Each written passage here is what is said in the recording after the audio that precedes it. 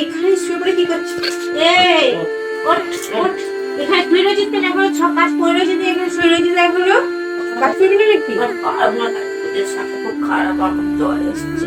ওসব বলে লাভ নেই, কোনো শরীর খারাপ, তুই ওঠ, গিয়ে কাজ কর। বাথরুমে একটা বাসন করেছিস, সেগুলো গিয়ে মা। জ্বর এসছে। কোনো জ্বর বা কিছু নেই, তুই যা কাজ কর গিয়ে। কাজ না করা বাবা।